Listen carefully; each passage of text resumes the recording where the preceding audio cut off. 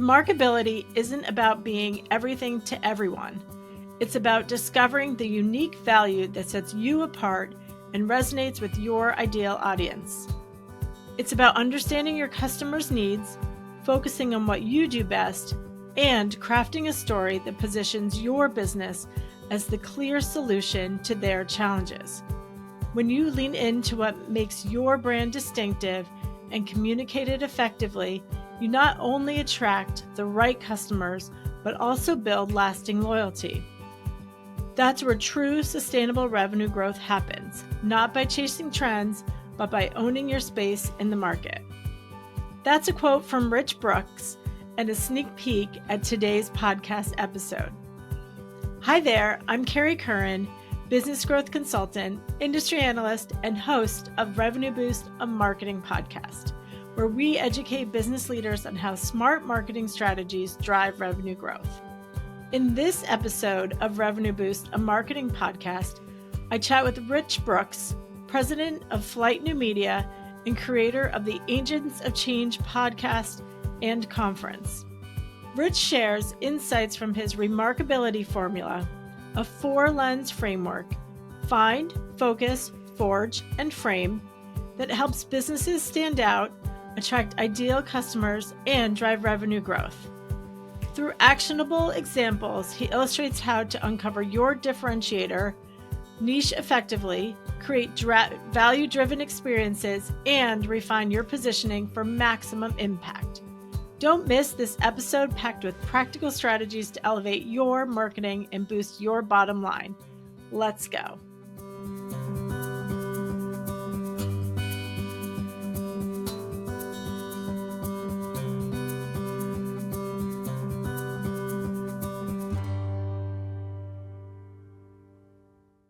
So, welcome, Rich. Please introduce yourself and share a bit about your background and expertise. Sure. My name is Rich Brooks. I'm the president of Flight New Media, a digital agency I started over 27 years ago. Most of the time it's been up here in Portland, Maine, although I did start it from my apartment in Jamaica Plain, which is part of Boston.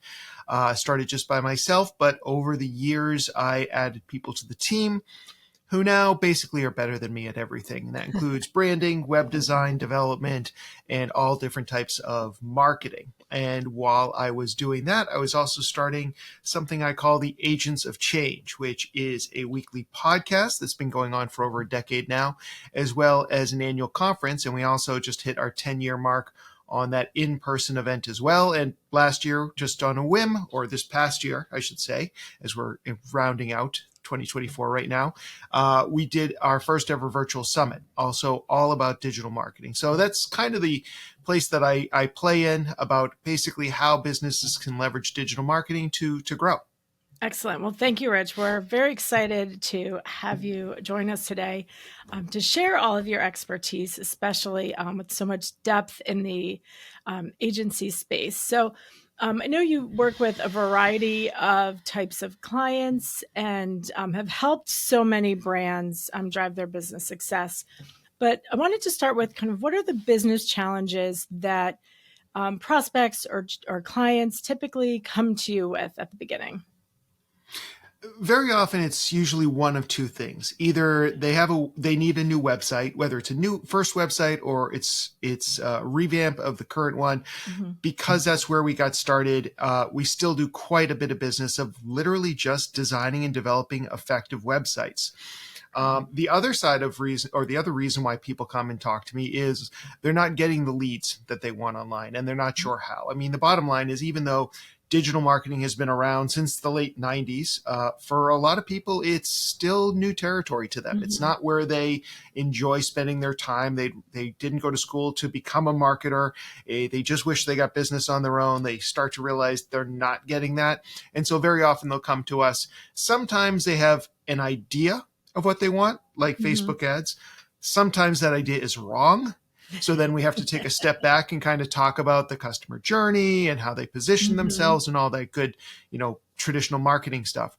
But at the end of the day, generally they're looking to generate more leads online, and that's where we help them. Yeah, excellent. Well, no, I hear you on the coming to you with a tactic. Like it's great that they know that there's a marketing activation that will help them with their leads or their business growth and not just more cold calling, but something strategic. However, to your point, it's you need to have that foundation before you go into activating, whether it's paid search or Facebook ads, or even just kind of, I want a new website. They need, you know this, you need that kind of foundational business strategy, target audience. What are they looking for? How are you helping? So I know that's a big part of the value that you provide for your clients. So talk us through kind of what you've developed over the years that's been really helpful with driving your client success. Right. And one other thing I'd add to that is sometimes those ideas that they have in their head are well intended, Yes. but not necessarily on point. They Yeah. heard that they should be running Facebook ads. They heard that they should be doing SEO, but they don't really know why. They just know everybody's doing social media, so they need to do it as well. So that's Exactly. also a conversation I have to have with them Mhm. too, to unlearn some of the things that they may have heard in popular culture. Yeah. But this has been something that, I never went to business school, but early on I started realizing that even when people had gone to business school, and there are a lot of entrepreneurs who never have, Yeah. is that they didn't always understand some of the basics. And I think Mhm. that's what we want to talk about today. Is one of the most important things always in marketing, but I think it's almost become resurgent in the past few years, especially with the advent of AI and so much generic content out there, Mhm. is how do people stand out online? Actually, how do they stand out from the competition, both online and off? Right. And one of the things that I've kind of developed over the years to help people understand the value of this is something I call the remarkability formula. And the idea here is just basically, how do you differentiate yourself? And there have been people, this is nothing new. Mhm. People have been talking about the idea of differentiating yourself for Mhm. years. Seth Godin has that book, The Purple Cow. There's also the Blue Ocean Strategy. There's the unique value or selling proposition. So Yep. that's not new. But what I've Mhm. tried to do is develop a framework so that businesses and individuals can determine what their own remarkable or unique feature is. And Mhm. that, which I call the remarkability formula, has four lenses. And I suggest that people turn those four lenses on themselves or their businesses to really understand what makes them unique, what makes them stand out. And the four lenses, which I'm sure we'll get into today, are find, focus, forge, and frame. I can give you an overview of each one, and then I'd be happy to kind of talk through them with you, Kerry. Yeah, no, that's excellent, Rich. And I love what you're saying that there's so many different ways to think about being remarkable, standing out, and so many books. But to your point, I find that a lot of brands that I talk to aren't quite wrapping their head around that they need that, right? It's your point. It's like, why are you calling, why should they call you versus their competition? And it's interesting. I just saw something on LinkedIn where someone said we shouldn't say unique value prop because the word unique, like not everyone's, and it doesn't need to be unique. It doesn't need to be the only one that does XYZ. But what I'm excited to hear about with your details of remarkability is that you just need to stand out, so you're telling the buyer what you can do for them, why you can do it differently. So I'm very excited to kind of dive in. So yeah, if you want to kind of go through each one in depth, and then we'll kind of ask Then questions maybe along I the can way. give some real world examples of Yes, each one. yes, So perfect. the four lenses are find, focus, forge, and frame. And so the Hmm. first one is find. And that one is that there's likely already something remarkable in your Right. business, a Hmm. reason why people choose you over the competition, assuming that you've been in business for any length of time. Hmm. And it's really just about identifying what that is and also then giving it a name so you can kind of like explain it more quickly. The next one is focus, and that's the idea of niching down. Some Yeah. people call it niching, but I've always liked niche because I'm American, and then you can rhyme niches and riches together, so it works out really well. But Perfect. it's really about just kind of narrowing down either what you offer or Hmm. who you offer it to, so you can kind of shed some of that competition. Hmm. The third is forge, and this is one that people kind of stumble on because it is a little bit trickier. And the idea of forge is creating something that is outside of your core offering, but that's in alignment with your mission and values that are likely to attract your ideal customer. Yeah. And the final one is frame. And frame is really just about repositioning yourself or positioning your marketing and your messaging in a new way that really unveils your core competency to your audience in a way that resonates with them in a way that it hadn't before. So find, focus, forge, and frame are the 4 lenses. And I recommend that even if you find something in the first lens, that you go through all 4 lenses, because that's really where you find that niche in the market that you can exist in with very little or no competition, where you're serving your ideal customer. Excellent. Great. So let's dive into find. One of the examples that I often kind of bring up when it comes to finding your unique value prop or your, differentiation is I had a client that when I started with them, they said, well, we're the biggest and the oldest. And that was their value prop. And it's like, well, but like what, that means nothing for how you're going to help the target audience. Right. And I could turn them off. Right. I may need the newest and the smallest and most nimble. So, right. So talk us through how to avoid that kind of generic, non-helpful differentiator. And also you bring up an excellent point, Kerry, and the fact that it's the remarkability, I say, is like beauty. It's in the eye of the beholder. So just because you think something is remarkable, we're open 24/7. That may not be remarkable to your audience. That may not be a differentiator. It may not be anything they care about. So you're always trying to put this, put the shoes of your ideal customer on when you're doing this. And but what's in it for them? Like what? Exactly. Why, if it's open 24/7? Like why is that helpful for them? Yeah. Exactly. Right. Exactly. Especially if they work farmer hours, or whatever it may be. So find, like I said, is all about there's already something remarkable in your business. And a story that I like to share on this is a story of when I bought my first house.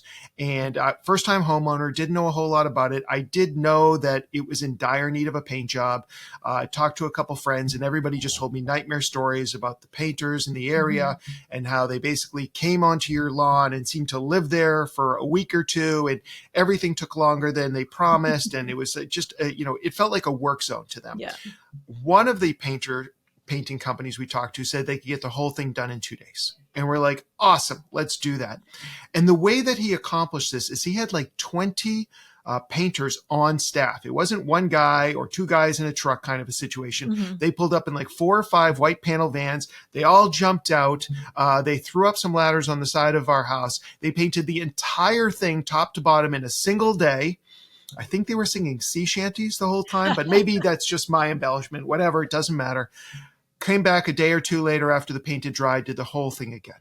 Wow. And this was remarkable. And it was something also, I often talk about your remarkability should have a high barrier to entry, right? Because even if you find something remarkable, if your competitors see it and can easily duplicate it, that's not very valuable. Having 20 people on a painting team, especially in Maine, where there is a shorter painting season, at least for outdoor painting, that is very difficult for anybody else to replicate. Now, I don't know that this guy realized what he had when he was doing this, but if that were my company and I talked to my clients, and this is a core key thing, is you need to talk to your best clients, your happiest clients, current and past, to understand why they chose you, what they were going through, all those typical, quote unquote, boring marketing things, but so that you can understand what's valuable. And you may be surprised about why people chose you. And when you hear the same thing a couple times over, now you know that this is your differentiator. This is what's already remarkable in your company. And then give it some sort of name so you can quickly brand it and explain it to people. They may have been the 2-day paint company or something like that, or the 2-day house painters, as a way immediately communicating their unique value to their ideal customer. This episode of Revenue Boost, a marketing podcast, is brought to you by Kriglu. Want to boost customer acquisition while saving time and money? Meet Kriglu, an AI-powered omnichannel bid management platform designed to optimize your ad spend. Kriglu intelligently adjusts bids across channels, ensuring your ads reach the right audience at the lowest cost. Plus, with its automation, you'll free up valuable time to focus on your business. The result? Efficient, cost-effective growth, all while maximizing your marketing budget. Ready to scale smarter and faster? Visit Krigloo.com, Krigloo.com, and start saving today.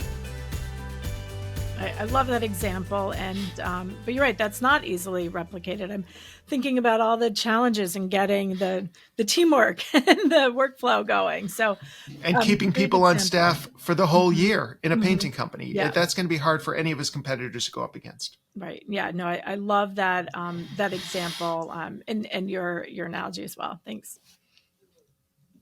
All right. So the next one is focus. And this is something I'm sure that most businesses understand on some level. It's the idea of niching down.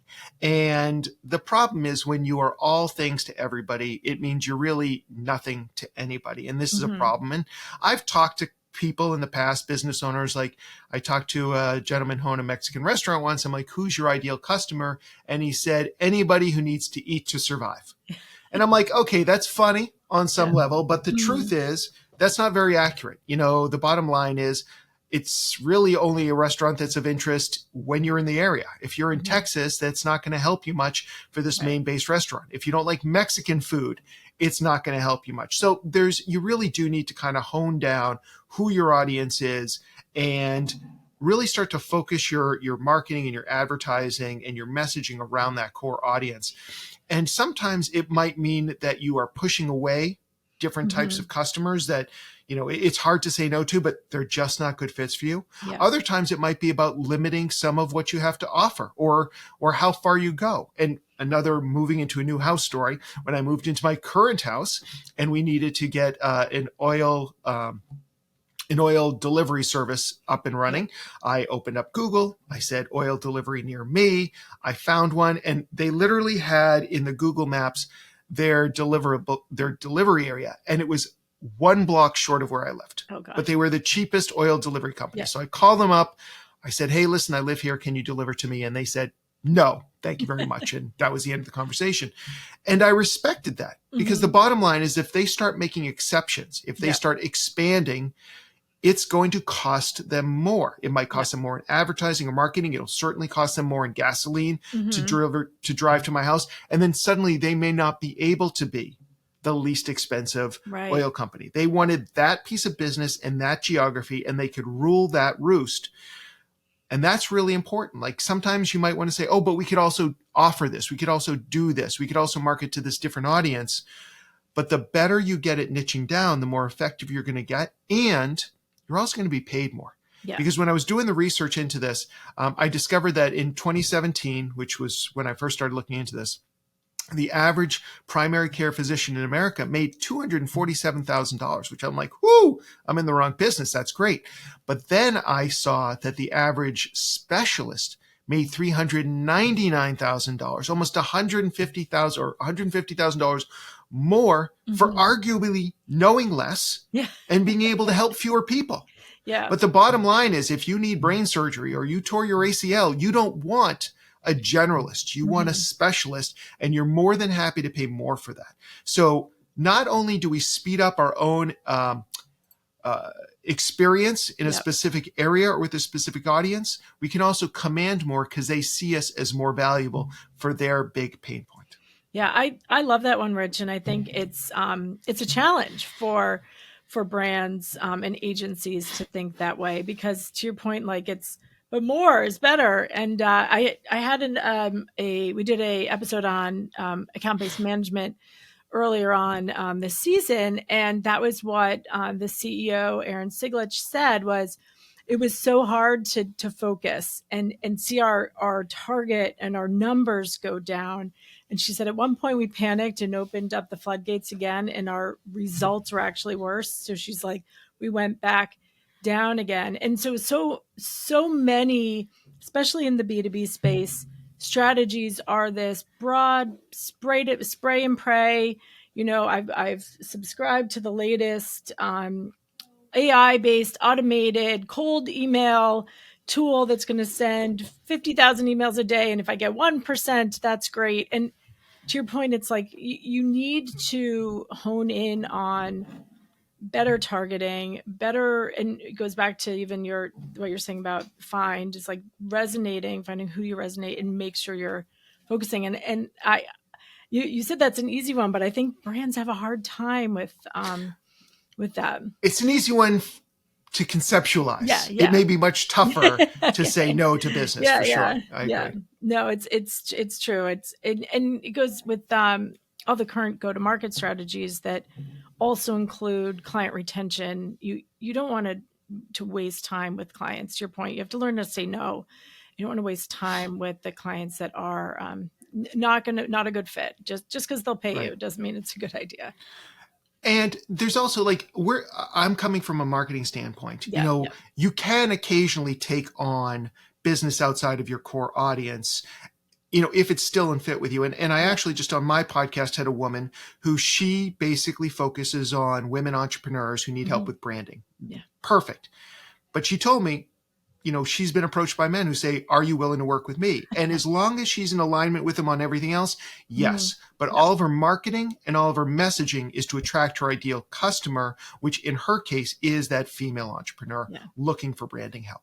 Brilliant. Yeah, that's a brilliant niche. Great. So the third one is Forge. And like I said, this one's a little bit trickier.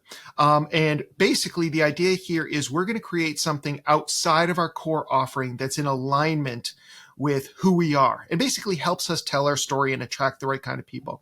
And one of my favorite examples of this is actually Barulli, the pasta company. And, we've all overcooked pasta. Like that's almost like if you've ever cooked pasta in your life, chances are you overcooked it. You got distracted.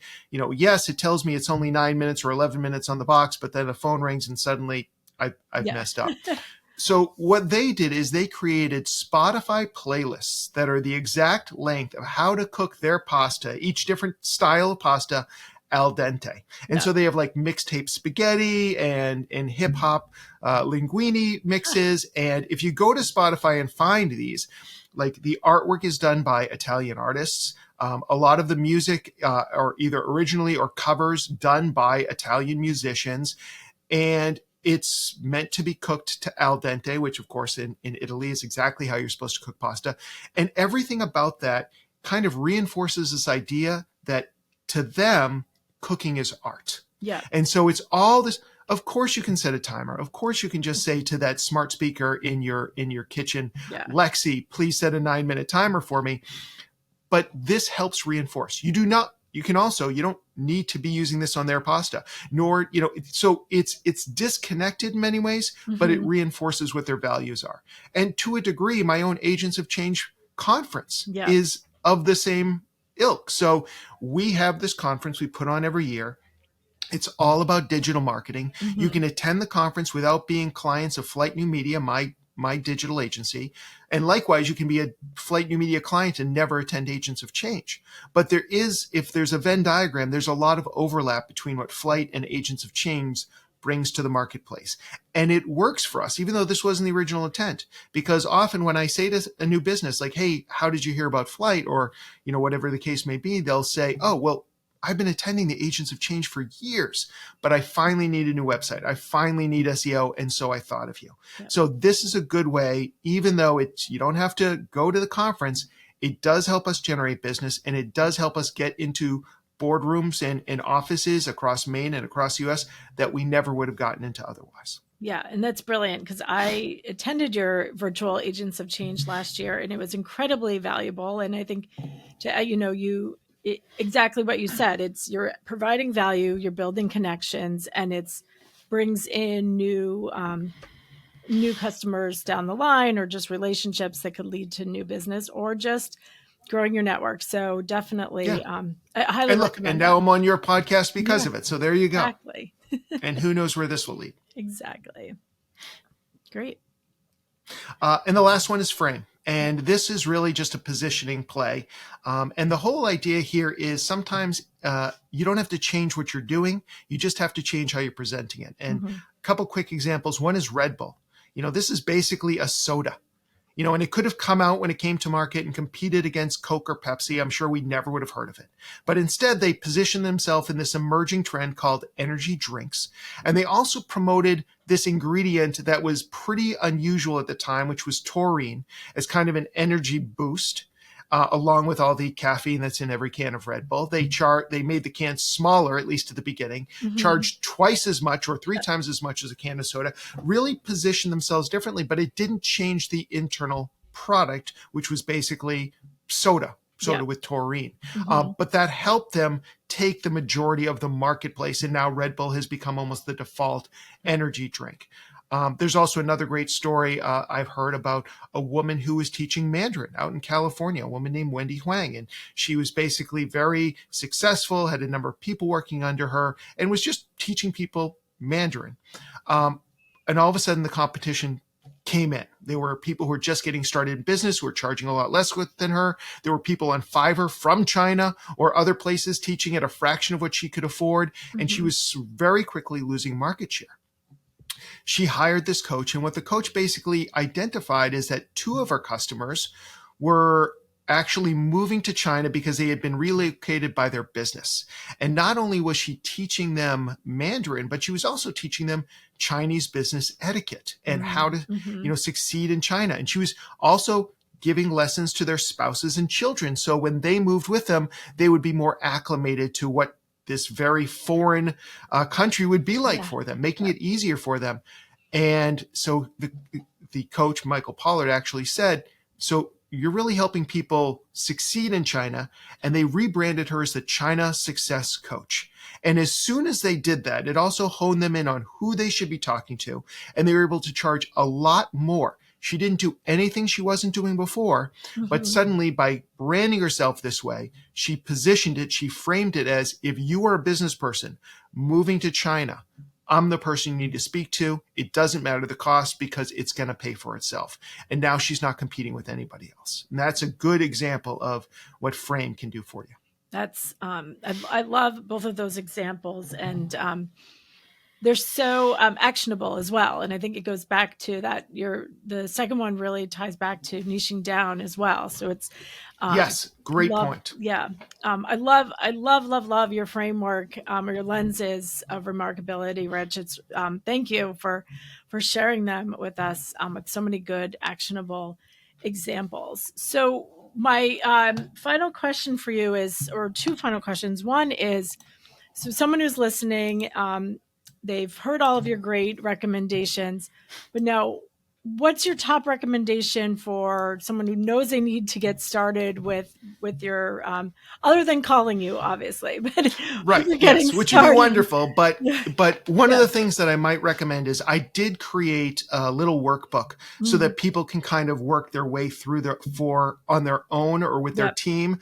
It's a free download at my website. It's not the greatest URL ever, but it's TakeFlight, FLYTE, takeflight.com/remarkability-workbook. Excellent. Probably could have come up with a better URL, but there it is. It is free. It does require your email registration. I'm a marketer. You'll start getting some emails from me. You can unsubscribe at any time, but I think you'll also find value in a lot of the other things we share. So takeflight.com/remarkability-workbook. That'll allow you to download the workbook and get to work on your own brand and really bring out your own remarkability in the marketplace. That's excellent. Thank you, Rich. And so you've given us your website, but how can people find Rich, and your podcast? If people just want to talk to me, yes, good point. So if you like podcasts, and I'm guessing you do, The Agents of Change is my podcast, all about digital marketing. And I'm on most of the social platforms as The Rich Brooks, but really LinkedIn is my jam. So if you're on LinkedIn, let me know that you heard me on the Revenue Boost podcast and you'd like to connect. And I'll always say yes when you give me some good reasons to connect. So look forward to connecting with everybody on LinkedIn. Thank you so much, Rich. This was really valuable and insightful. So really appreciate your time and sharing your expertise with us. Hopefully we can have you on again in the next year. Absolute pleasure, Kerry. Thank you for introducing me to your audience. Thank you. Thanks. Take care. I hope you found this episode of Revenue Boost, a marketing podcast, as valuable as I did. Rich's Remarkability framework can foster revenue growth for both B2B and D2C companies. For more business growth strategy insights, be sure to subscribe and follow Revenue Boost, a marketing podcast. For support with your own business growth, reach out to me, Kerry Curran, at revenuebasedmarketing.com.